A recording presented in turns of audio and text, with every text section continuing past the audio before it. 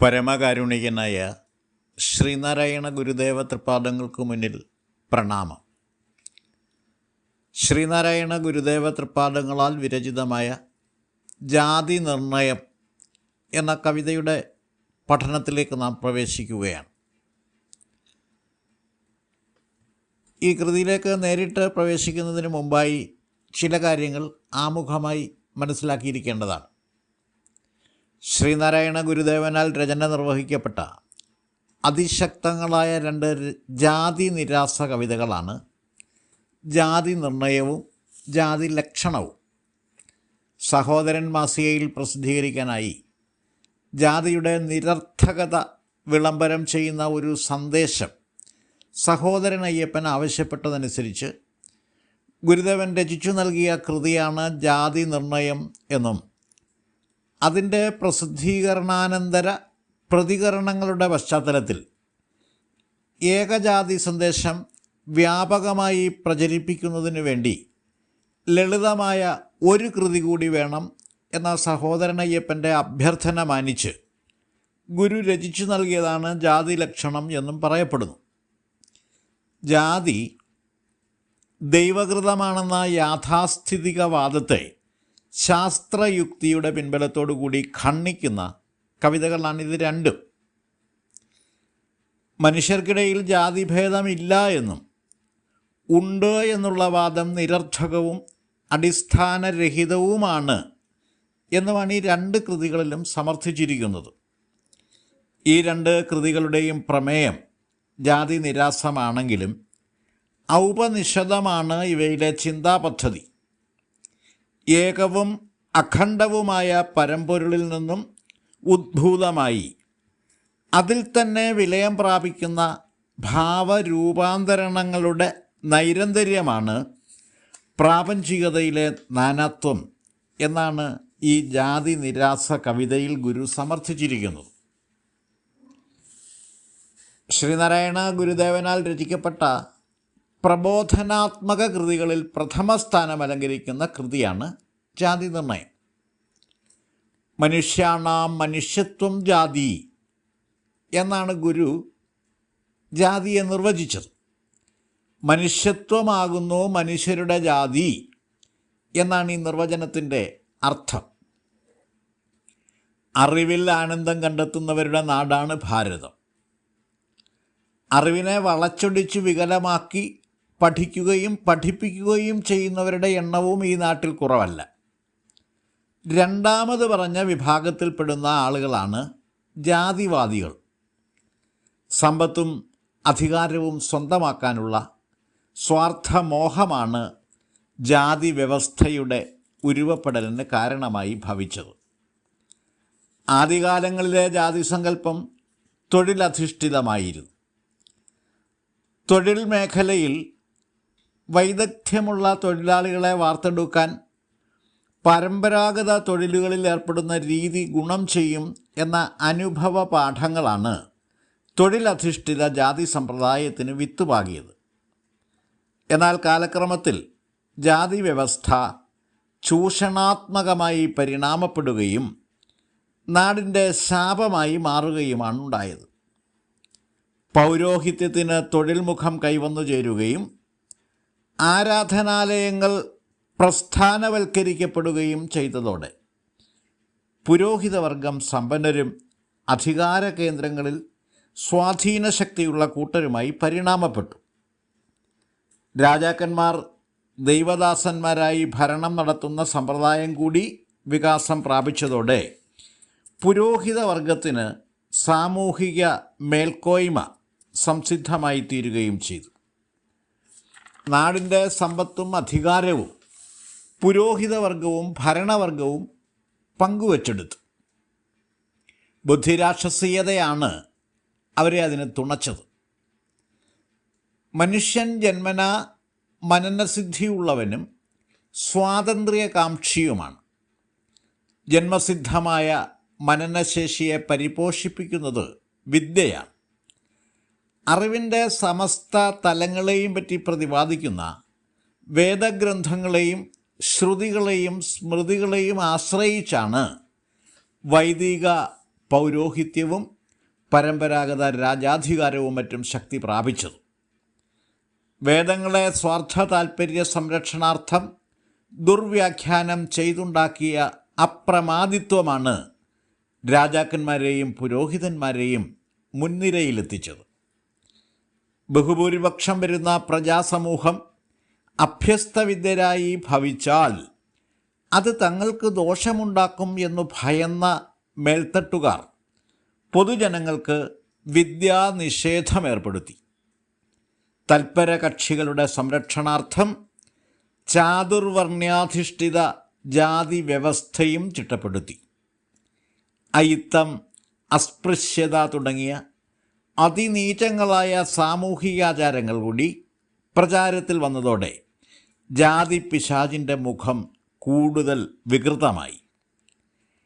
അടിസ്ഥാനരഹിതവും യുക്തിരഹിതവും നീതിക്ക് നിരക്കാത്തതുമായ ജാതി വ്യവസ്ഥ മനുഷ്യജീവിതത്തെ അതിദുസ്സഹമാക്കി തീർത്ത കാലത്താണ് ഗുരു വിദ്യാ നിഷേധത്തിലൂടെ അധസ്ഥിതരാക്കി തീർക്കപ്പെട്ട ജനസമൂഹത്തെ ഉദ്ധരിക്കാനായി വിദ്യയെ തന്നെ അവലംബിച്ചുകൊണ്ടുള്ള നവോത്ഥാന മുന്നേറ്റത്തിന് തുടക്കം കുറിച്ചത്.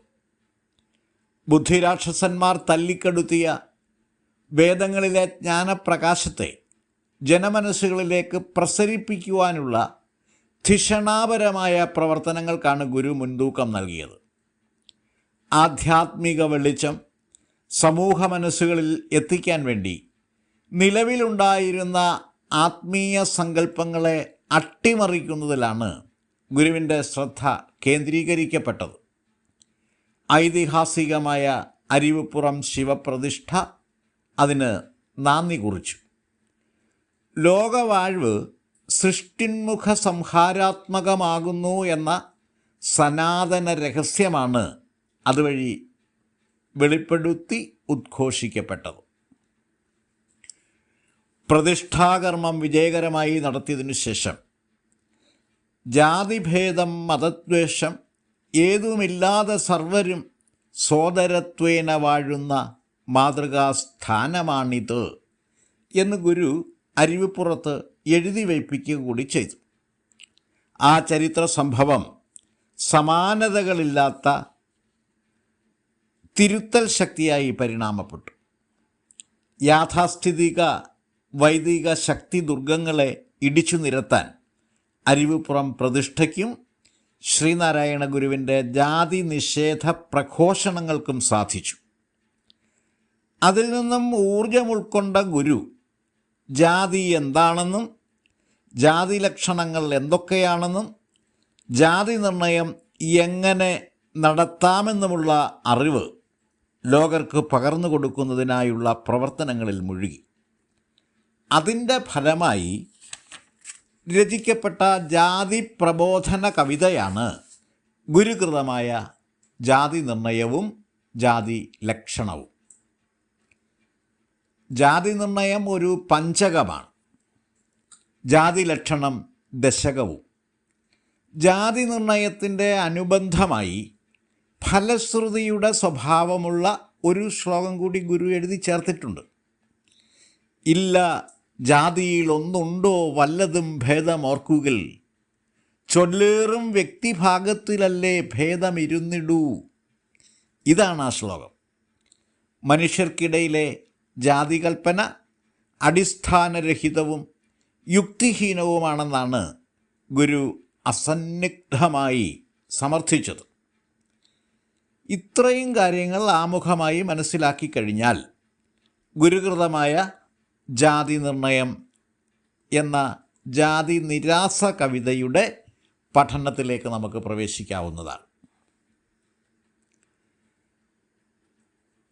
മനുഷ്യാണാം മനുഷ്യത്വം ജാതിർഗോത്വം ഗവാം യഥാ ന ബ്രാഹ്മണാദിരസ്യൈവം ഹാ തത്വം വേത്തി കോവിന. ഇതാണ് ഗുരുകൃതമായ ജാതി നിർണയം എന്ന പഞ്ചകത്തിലെ പ്രഥമ ശ്ലോകം. ഈ ശ്ലോകത്തിൻ്റെ രചന സംസ്കൃതത്തിലാണ് നിർവഹിക്കപ്പെട്ടിരിക്കുന്നത്. പഞ്ചകത്തിലെ മറ്റ് ശ്ലോകങ്ങളെല്ലാം മലയാളത്തിലാണ് രചിച്ചിരിക്കുന്നത്. ശ്രദ്ധാപൂർവം നിരൂപണ ബുദ്ധിയോടുകൂടി വ്യാഖ്യാനിച്ചറിയേണ്ട രഹസ്യമാണിത്. ജാതിവാദികളായ ബുദ്ധിരാക്ഷസന്മാർ സംസ്കൃതത്തിൽ രചിക്കപ്പെട്ട ശ്രുതികളെയും സ്മൃതികളെയും അധികരിച്ചാണ് ജാതി വ്യവസ്ഥ പടച്ചുണ്ടാക്കിയത്. സംസ്കൃതം ദേവഭാഷയാണെന്നും സംസ്കൃത ഗ്രന്ഥങ്ങളിൽ പറഞ്ഞിരിക്കുന്നതെല്ലാം ദൈവവചനങ്ങളാണെന്നും തെറ്റിദ്ധരിപ്പിച്ച് വൈദിക മതങ്ങളെ ദൈവ കൽപ്പനകളാക്കി തീർത്ത വക്രബുദ്ധിയെ, വൈദിക മതങ്ങൾ എന്ന് പറയുമ്പോൾ വൈദിക മതകൽപ്പനകളെയാണ് അർത്ഥമാക്കുന്നത്. ആ വക്രബുദ്ധിയെ നഖശിഖാന്തം എതിർക്കുക എന്ന ലക്ഷ്യത്തോടു കൂടി ആവാം ശ്രീനാരായണ ഗുരുദേവൻ സംസ്കൃതത്തിൽ തന്നെ ജാതി നിർണയം നടത്തിയത്. സൂക്ഷ്മ പരിശോധന നടത്തി നോക്കിയാൽ ജാതി നിർണയവും ജാതി നിർവചനവും ഈ ഒരൊറ്റ ശ്ലോകത്തിൽ സംഗ്രഹിച്ചിരിക്കുന്നതായി കാണാൻ സാധിക്കുന്നുണ്ട്. ഗവാം ഗോത്വം യഥാ തഥാ മനുഷ്യാണാം മനുഷ്യത്വം ജാതി അസ്യ ബ്രാഹ്മണാദി ഏവം ന ഹ ഖ അപി തത്വം ന വേത്തി. ഇപ്രകാരമാണ് ഈ ശ്ലോകത്തെ അന്വയിച്ച് പദച്ഛേദം നടത്തി വ്യാഖ്യാനിച്ച് മനസ്സിലാക്കേണ്ടത്. ഗവാം ഗോത്വം യഥാ, ഗോക്കൾക്ക് ഗോത്വം എപ്രകാരമാണോ തഥാ അപ്രകാരം മനുഷ്യാണാം മനുഷ്യത്വം ജാതി, മനുഷ്യർക്ക് മനുഷ്യത്വമാകുന്നു ജാതി. അസ്യ ഇവന്, മനുഷ്യന് ബ്രാഹ്മണാദി ഏവം ന, ബ്രാഹ്മണ ക്ഷത്രിയ വൈശ്യ ശൂദ്രാദി ഭേദങ്ങൾ ഇപ്രകാരമല്ല. ഹാ കഷ്ടം, കോപി കാ അഭി, ആരും തന്നെ തത്വം ന വേത്തി, തത്വം യാഥാർത്ഥ്യം അറിയുന്നില്ല. ശ്ലോകാർത്ഥം സംക്ഷേപിച്ചിങ്ങനെ പറയാം. ഗോക്കൾക്ക് ഗോത്വം എപ്രകാരമാണോ അപ്രകാരം മനുഷ്യർക്ക് മനുഷ്യത്വം ജാതിയാകുന്നു. മനുഷ്യർക്കിടയിലെ ബ്രാഹ്മണ ക്ഷത്രിയ വൈശ്യ ശൂദ്രാദി ഭേദങ്ങൾ ഇപ്രകാരമല്ല. കഷ്ടം, ആരും തന്നെ യാഥാർത്ഥ്യം അറിയുന്നില്ല. ഈ ശ്ലോകത്തിൽ ഗുരു ശാസ്ത്രത്തിൻ്റെയും യുക്തിയുടെയും പിൻബലത്തോടുകൂടി ജാതിയെ നിർണയിക്കുക മാത്രമല്ല നിർവചിക്കുക കൂടി ചെയ്തിരിക്കുന്നു. അനേകതരം മൃഗങ്ങളുടെ കൂട്ടത്തിൽ ഒരു പശുവിനെ കണ്ടാൽ അത് പശുവാണെന്ന് തിരിച്ചറിയാൻ നമ്മെ സഹായിക്കുന്ന പശുത്വം പോലെ സ്ഥലകാലഭേദമന്യേ മനുഷ്യനെ വേർതിരിച്ചറിയാൻ സഹായകമായ സവിശേഷതകളുടെ ആകത്തുകയായ മനുഷ്യത്വത്തെ മനുഷ്യൻ്റെ ജാതിയായി നിർണയിക്കുകയും നിർവചിക്കുകയും ചെയ്യാം എന്നാണ് ഗുരു ഇവിടെ സമർത്ഥിച്ചിരിക്കുന്നത്. ഈ നിർണയത്തെ അടിവരയിട്ട് സമർത്ഥിക്കുന്നവയാണ് പഞ്ചകത്തിലെ ശേഷിക്കുന്ന 4 ശ്ലോകങ്ങൾ. ഒരു ജാതി ഒരു മതം ഒരു ദൈവം മനുഷ്യന്, ഒരു യോനി ഒരാകാരം ഒരു ഭേദവുമില്ലിതിൽ. ഇതാണ് പഞ്ചകത്തിലെ 2ാമത് ശ്ലോകം. ലോകം എമ്പാടുമുള്ള മനുഷ്യരുടെ ആകൃതിയും ശരീരഘടനയും ഒരുപോലെയാണ്. കാലദേശഭേദം അതിന് ബാധകമേ അല്ല. അതുകൊണ്ട് തന്നെ മനുഷ്യരെല്ലാം ജാതിയിൽ ഒന്നാണ് എന്നുള്ള കാര്യത്തിൽ സംശയം അവശേഷിക്കുന്നില്ല. മനുഷ്യനെ ഉത്കർഷത്തിലേക്ക് നയിക്കുക എന്നുള്ളതാണ് ലോകത്തുള്ള എല്ലാ മതങ്ങളുടെയും ആത്യന്തികമായ ലക്ഷ്യം. ഒരേ ലക്ഷ്യത്തിലേക്കുള്ള വിവിധ മാർഗങ്ങളാണ് മതാനുഷ്ഠാനങ്ങൾ. ബാഹ്യമായ വ്യത്യാസങ്ങൾ പ്രകടമാണെങ്കിലും ആന്തരികമായ ഏകതാനതയും ഏകലക്ഷ്യവും മതങ്ങളിൽ ഏകാത്മകത ഉണ്ടാക്കി തീർക്കുന്നു. അതുകൊണ്ടാണ് ലോകമതങ്ങളുടെ എല്ലാം കാതലായ ആത്മാംശത്തെ കണക്കിലെടുത്തുകൊണ്ട് മനുഷ്യമതം ഒന്നാണെന്ന് പറയുന്നതിൽ താത്വികമായി യാതൊരു അപാകതയുമില്ല എന്ന് ഗുരു പറഞ്ഞിരിക്കുന്നത്. ഒരു മതം മനുഷ്യന് എന്ന തരത്തിൽ ഗുരു ഉദ്ഘോഷിച്ചത് ഏകമത സന്ദേശമാണ്. സർവമതസാരവും ഏകം എന്ന മഹാവാക്യ രൂപേണയും ഇതേ കാര്യം ഗുരു സമർത്ഥിച്ചിട്ടുണ്ട്. സർവമതത്തിൻ്റെയും സാരമൊന്നായതുകൊണ്ട് എല്ലാ മതത്തെയും ചേർത്ത് ഏകമതം എന്ന് പറയുന്നതിൽ തെറ്റില്ല. ഗുരുവിൻ്റെ ഒരു ദൈവം മനുഷ്യന് എന്ന സന്ദേശത്തെ ജ്ഞാനാത്മകമായി വ്യാഖ്യാനിച്ച് മനസ്സിലാക്കേണ്ടതാണ്. മതശാസ്ത്രങ്ങളെല്ലാം ദൈവശാസ്ത്രവുമായി അഭേദ്യ ബന്ധം പുലർത്തുന്നവയാണ്. ലോകമതങ്ങളിലെ അന്തസത്ത പരിശോധിച്ചാൽ ഒരേ പൊരുൾ തന്നെയാണ് അതെന്ന് ബോധ്യപ്പെട്ട് കിട്ടുന്നതാണ്. ജ്ഞാനാത്മകമായ ഈ ബോധ്യത്തിൻ്റെ വെളിച്ചത്തിലാണ് ഗുരുവിൻ്റെ ഏകമത സന്ദേശത്തെ, ഏക ദൈവ സന്ദേശത്തെ മനസ്സിലാക്കേണ്ടത്. ഒരു യോനി, ഒരാകാരം മനുഷ്യന് എന്ന ഗുരുവാക്യത്തിലെ യോനി എന്ന പദത്തിൻ്റെ വാഗർത്ഥം പ്രഭവസ്ഥാനമെന്നാണ്. മാതാപിതാക്കളുടെ ബീജാണ്ഡങ്ങൾ സംയോജിച്ചാണ് മനുഷ്യ ശിശുക്കളുടെ ആവിർഭാവം നടക്കുന്നത്. നൈസർഗികമായ ഈ പ്രത്യുൽപാദന രീതിയിലല്ലാതെ മറ്റൊരു പ്രകാരത്തിലും മനുഷ്യ ശിശുക്കൾ പിറക്കുന്നില്ല. ജീവശാസ്ത്രപരമായ പ്രത്യുൽപാദന പ്രക്രിയയെ ദൃഷ്ടാന്തമാക്കി ഗുരു ഉദ്ബോധിപ്പിക്കുന്ന ഈ ഏകത്വവാദവും യുക്തിഭദ്രം തന്നെയാണ്. ഈ പഞ്ചകത്തിലെ അവശേഷിക്കുന്ന 3 ശ്ലോകങ്ങളും 2ാം ശ്ലോകത്തിൻ്റെ വിപുലീകരണങ്ങളാണ്.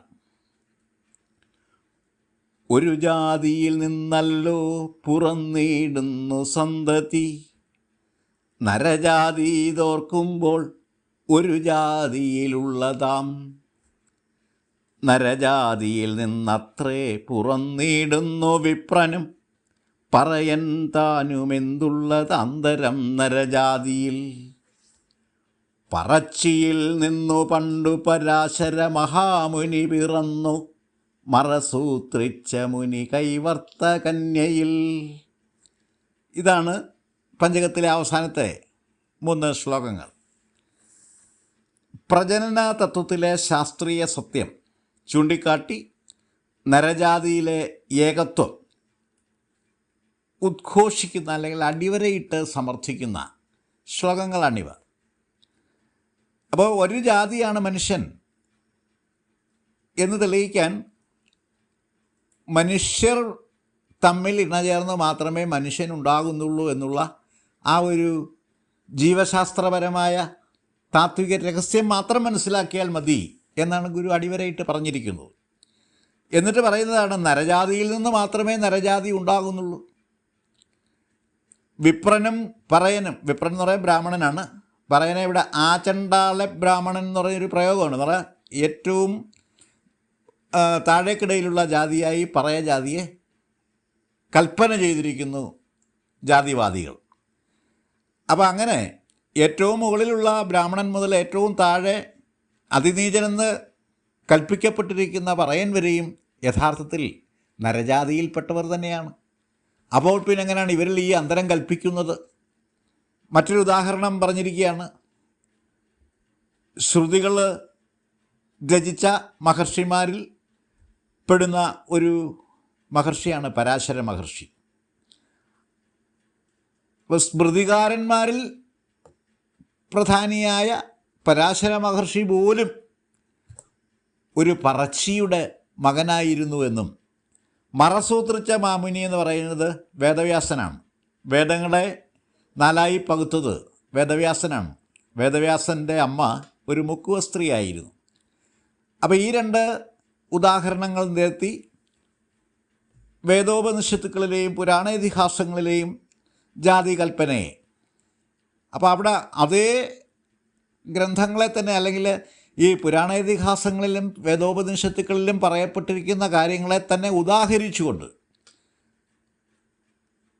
ജാതി എന്ന ആ ഒരു കൽപ്പന അത് മനുഷ്യൻ്റെ കൃത്രിമമായൊരു സങ്കല്പമാണെന്നും കൃത്രിമമായ കൽപ്പനയാണെന്നും അത് നിരർത്ഥകവും അർത്ഥശൂന്യമാണെന്നും ഗുരു ശക്തിയുക്തം ഇവിടെ സമർത്ഥിച്ചിരിക്കുകയാണ്. എന്നിട്ട് ഈ സമർത്ഥനങ്ങൾക്കെല്ലാം യാതൊരു യുക്തിഹീനതയുമില്ല എന്ന ആത്മബോധത്തോടുകൂടി ഒരു ശ്ലോകം കൂടി ഗുരു എഴുതി ചേർത്തിട്ടുണ്ട്. ഇല്ല ജാതിയിലൊന്നുണ്ടോ വല്ലതും ഭേദമോർക്കുകിൽ, ചൊല്ലേറും വ്യക്തിഭാഗത്തിലല്ലേ ഭേദമിരുന്നിടൂ. ഇതാണ് ആ ശ്ലോകം. സൂക്ഷ്മവിചാരം ചെയ്തു നോക്കിയാൽ ഗുരുവിനാൽ നിർണയം ചെയ്യപ്പെട്ട രീതിയിൽ നിന്നും വ്യത്യസ്തമായി ജാതി നിർണയം നടത്താൻ ആർക്കെങ്കിലും സാധിക്കുമോ എന്ന ചോദ്യത്തിൻ്റെ ധ്വനിമുഴക്കമാണ് ഈ ശ്ലോകത്തിൽ കേൾക്കുവാൻ സാധിക്കുന്നത്. ഇത്രയും കാര്യങ്ങളാണ് ശ്രീനാരായണ ഗുരുകൃതമായ ജാതി നിർണയം എന്ന കൃതിയെപ്പറ്റി വിശദീകരിക്കാനായിട്ടുള്ളത്. ഞാൻ എൻ്റെ വാക്കുകൾ ഉപസംഹരിക്കുന്നു. ഗുരുധർമ്മം പുലരട്ടെ.